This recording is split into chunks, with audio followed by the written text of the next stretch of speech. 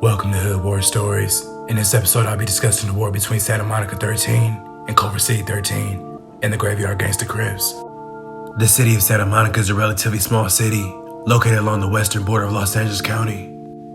It's known for its sandy beaches and beautiful weather. The city was made famous by some of its former rich residents, so the area was believed to be synonymous with luxury. In April 2022, the median listing home price in Santa Monica was $1.7 million. Santa Monica is a city of extremes. One street is filled with multi-million-dollar homes, while the next block contains multiple homeless shelters. The Pico Neighborhood is a small low-income pocket that contains 94% of Santa Monica's Black and Latino population.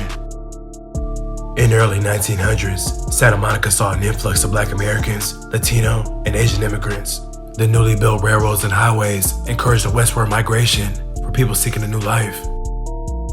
Although Santa Monica proved to be more hospitable than the South, there was still significant prejudice against Black people. In 1964, the construction of the 10 freeway sliced through the center of the Pico neighborhood. The hardest hit areas were those occupied by Black Americans who were forced to relocate. Despite the construction of the 10 freeway, the Mexican population continued to grow in Santa Monica. Santa Monica 13, also known as Santa Monica Trece, is a Mexican-American gang located in the Pico neighborhood of Santa Monica, California. They originated in the 1920s as a Tomato Patch Gang. In the 1950s, following the birth of the Mexican Mafia, this gang was soon to be known as Santa Monica 13. Even though Santa Monica 13 is a Sereno gang, they are known to rock their traditional black bandanas. The acronym SM17 refers to Santa Monica 17th Street, which is the gang's primary subset. Their main rivals are the graveyard gangster Crips, who they share their neighborhood with, Venice 13, Sotel 13, and the Culver City Boys. The graveyard gangster Crips are a Black American gang, also located in the Pico neighborhood of Santa Monica, California. Their main cliques are 19th and 20th Street, and they're named after the Woodlawn Cemetery that's considered part of their territory. They share their neighborhood with Santa Monica Trece, who are historically their main enemies. They also feud with the Venice Showline Crips, Culver City Boys, Sotel 13, and Venice 13. Around 4 p.m. on September 2nd, 2003, Samantha drove Talia and Matthew to Talia's doctor's appointment on 20th Street in Santa Monica. Matthew was a member of Santa Monica Trece and went by the name Lil Rooster. He was 16 at the time and was in a long-standing relationship with Talia. After the doctor's appointment, the three of them drove south on 20th Street. This area was claimed by both the Santa Monica 17th Street clique and the graveyard gangster Crips. During this period, the gangs were engaged in a turf war as both sought to control the drug trade in the area. As Samantha was driving, Matthew was in the front passenger seat and Talia was in the back seat. They then saw a large, tall Black American male, who Talia later learned to be Jelani. As Jelani was crossing the street on foot, he threw his hands over his head and made a gang sign for the graveyard gangster Crips. Matthew responded by displaying the gang signs of Santa Monica 17th Street clique. Jelani laughed and walked north toward the entrance to the alley below the freeway on-ramp. Matthew got angry and said, "Oh hell no, let me out the car." Samantha kind of laughed and said, "Okay." Talia did not know Matthew had a gun. She thought he planned a fight with Jelani. She was afraid that Matthew would get his ass kicked because Jelani was a much taller, bigger person. Matthew got out of the car and ran in the direction Jelani had taken. A few moments later, neighbors heard 5 to 6 gunshots ring out. Jelani had been hit several times in the back and was lying face down in the street. Jelani died from his injuries. Meanwhile, the girls had driven away without seeing what happened. The girls drove to Chris's house and parked there. Chris was also a member of Santa Monica Trece. Matthew walked up and got in the car and said, "Let's go." They then drove to Talia's house in Venice. Samantha stayed in the car while Matthew and Talia went inside. They went into Talia's bedroom. Matthew put a gun wrapped in a bandana into the drawer of Talia's dresser. He told Talia he was leaving the gun there because his house was always searched whenever something happened. She loved him at the time, so she let him keep the gun there. In February 2005, a year and a half after the crime, Talia was arrested for first-degree murder, conspiracy to commit murder, and destruction of evidence. Talia did not cooperate with the police when they questioned her. She was released a week later, and no charges were filed. Talia was arrested a second time in June 2005. She was told that she would be charged with murder if she did not cooperate with the police. She then decided that she could not continue to protect Matthew. At this time, she was pregnant by her new boyfriend. She was promised that if she testified truthfully, she would have immunity from prosecution as an accessory after the fact for keeping the gun. On April 7, 2005, as Matthew was being driven to the police station after his arrest, he asked what he was being booked for. When told that he was being booked for murder, he said, "Oh, okay."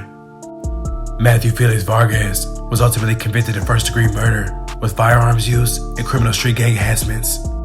He was sentenced to 53 years to life in prison. In June of 2003, there were 10 gang-related shootings between Santa Monica Trece and the Graveyard Against the Crips. On June 28, 2008, around 10 p.m., Byron Lopez was shot on the 2000 block of 19th Court. This location was in the heart of Santa Monica Trece territory.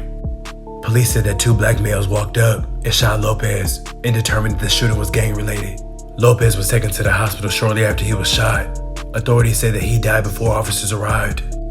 On May 11, 2008, Preston Broomfield was found in a pool of blood outside the 1900 block of 20th Street in the Pico neighborhood. Police reported that he insulted a member of the Graveyard Against the Crips and was pummeled as a result. He died 4 days later at the UCLA Medical Center. Neighbors were outraged, prompted Santa Monica police to launch a major investigation against the neighborhood's gangs, including wiretaps. The result included the arrest of 14 suspects, 4 of whom were connected to the murder. Santa Monica police targeted the Graveyard Crips under what they called Operation Tombstone. Police investigated the Crips for more than a year, using wiretaps, narcotic investigations, and search warrants, but the violence didn't stop there. On January 18, 2009, at around 9 p.m., there was a brawl that involved 20 to 30 black and Hispanic men who had gathered near the Woodlawn Cemetery. Shots erupted, and police say it was a clash between the Graveyard Crips and Santa Monica Trece. When police arrived, they found 28 shell casings on the ground. No suspects were arrested, and none of the victims came forward with information. On April 3, 2013 at around 7 p.m., a well-known Santa Monica Trece member was driving a gray Chevy with 2 female passengers when he stopped at a red light. A black American male with a thin build then walked up to the car and fired 5 times with a handgun. The female in the passenger seat was shot in the left shoulder, and another bullet flew past the driver's right eye. She was immediately driven to the hospital and dropped off. The driver did not wait for the police, and the victim was uncooperative when questioned by investigators. Santa Monica Trece has also had a long-standing beef with the Culver City Boys. The Culver City Boys are a Mexican-American gang located in Culver City, California. Despite being Serranos, they are known to wear the color red. The Mar Vista Garden Housing Projects is considered the heart of their territory.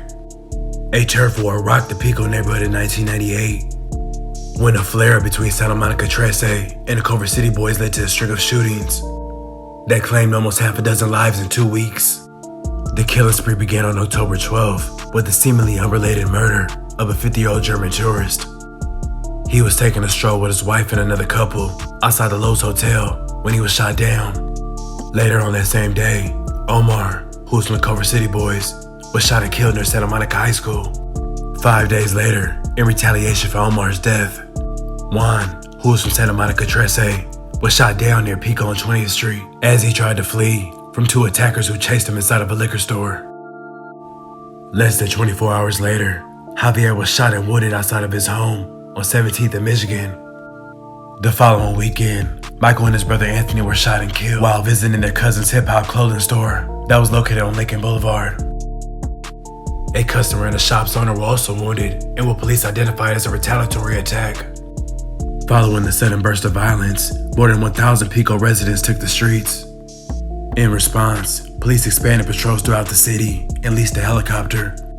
And although the Pico neighborhood has not seen a rash of killings since then, residents still complain of long-time neglect and occasional gunfire.